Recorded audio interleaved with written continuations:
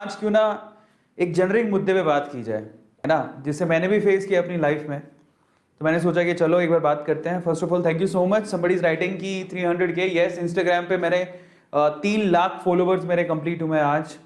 3 lakh followers, yes, it's really a big deal and thank you so much for appreciating my work and I really like it.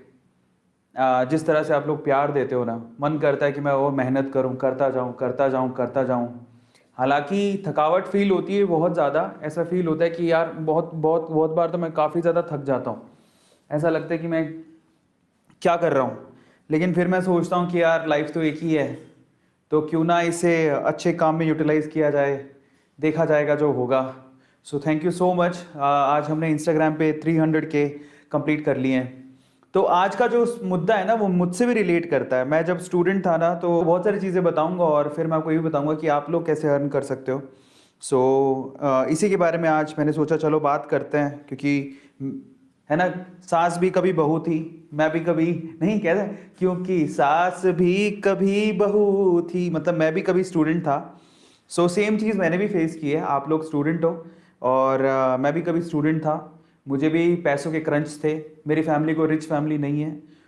मुझे भी ऐसा लगता था कि मुझे अर्न करना चाहिए। मैंने क्या क्या किया मैं वो भी बताऊंगा, और आप क्या कर सकते हो इस आपको मैं वो भी बताऊंगा। क्योंकि इंपॉर्टेंट चीज़ ये है कि इंसान जब खुद को बदलना नहीं जानता तो वो पीछे रह जाता है। मैंने अपने आप को बहुत बदला। मैंने कभी भी ये नहीं सोचा कि समय के साथ नहीं बदलो। मैंने समझा, सीखा, हमेशा लर्नेबल रहा। और जब आप लर्न करते रहते हो ना, नई अपॉर्चुनिटी आपके सामने होती हैं, तो फिर आप अर्न करना भी सीख जाते हो। ठीक है, जो लर्न करना जानता है वो अर्न करना जानता है, याद रखना, ये आप लोग हमेशा याद रखना। ठीक है, लर्न में ही अर्न छुपा हुआ है। समझ में आ गया? So that depends upon you, है ना। तो जो लर्न करना जानता है वो अर्न करना भी जानता है। तो मैं आपको मेरी बात बताऊंगा कि मैंने कमाना कब से शुरू किया, और मैं आप लोगों को ये बताऊंगा कि आज के सिनेरियो में आप कैसे कमा सकते हो, क्योंकि आज के टाइम में और उस टाइम में काफी फर्क है ओब्वियसली, है ना। तो सबसे पहले मैं आप लोगों का दिल से स्वागत करता हूं आज के सेशन में। आज है द नॉर्मल टॉक, जिसमें हम लोग आपके ज्वलंत मुद्दे पे बात करेंगे कि क्या हम लोग स्टडी के साथ साथ कमा सकते हैं, कमाना चाहिए, नहीं कमाना चाहिए, कमाना चाहिए तो किन कंडीशंस में कमाना चाहिए, कमाने से क्या फर्क पड़ेगा, क्या होगा क्या नहीं होगा, उसके बारे में बात करेंगे। लेकिन सबसे इंपॉर्टेंट चीज क्या है? अडॉप्ट करना, चीजों को अडॉप्ट करना। आपको मैं एक सिंपल एग्जांपल देता हूं बाय द वे। आपको पता है कि एक वक्त ऐसा था जब नोकिया नोकिया मोबाइल इंडस्ट्री में राज करता था। राज, नोकिया मोबाइल इंडस्ट्री का राजा था, मोनोपोली थी उसकी। सबसे पहले मोबाइल, सबसे famous mobile we can say industry के अंदर नोकिया ने बनाए थे। और आज नोकिया की यह हालत है कि नोकिया के मोबाइल को लोग खरीदना नहीं चाहते, मतलब इतनी ज्यादा फेमस नहीं है, उसकी मार्केट कैपिटलाइजेशन भी बहुत कम हो गई है। कारण जानते हैं आज किन मोबाइल्स को आप लोग खरीदते हो? एप्पल को, सैमसंग को, सैमसंग के मोबाइल, एप्पल के मोबाइल, या फिर मी, शियोमी, वन प्लस, इन मोबाइल्स को ज्यादा क्यों खरीद रहे हो? आपने नोकिया के मोबाइल को क्यों खरीदना बंद कर दिया? कारण क्या था? अडॉप्टेशन, अडॉप्ट करना, अपने आप को समय के हिसाब से ढालना। जिसने अपने आप को समय के हिसाब से ढालना बंद कर दिया, समय ने उसको साइड में कर दिया। तो मैंने अपनी जिंदगी में एक ही बात सीखी, लर्न करो, अडॉप्ट करो, अपने आप को सिचुएशन के हिसाब से ढालो, वो चीज आपको कमा के देगी। और अगर आप रिजिड हो जाते हो कि नहीं मेरे को तो इतना ही करना है, तो फिर आप कुछ नहीं कर सकते हो। तो आप नोकिया मत बनो, आप एप्पल बनो, आप सैमसंग बनो। समझ में आता है?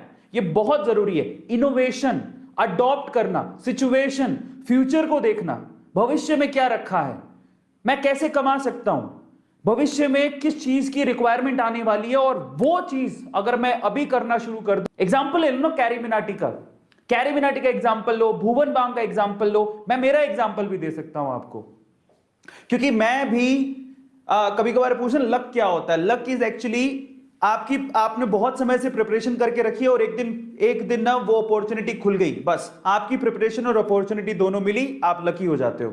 सेम चीज किसके साथ थी? कैरी मिनाटी के साथ। Carry Minati was the first person, is the first person in India जिसने रोस्ट की थी। तब लोग एक्सेप्ट नहीं करते थे। जब रोस्टिंग का कल्चर आया तो कैरी मिनाटी एकदम से फेमस हो गया, क्योंकि उसी ने शुरुआत की थी। भुवन बाम ने जो मल्टीपल कैरेक्टर की शुरुआत भुवन बाम ने की थी, जब इसका सिनेरियो आया तो भुवन बाम सबसे टॉप पे था।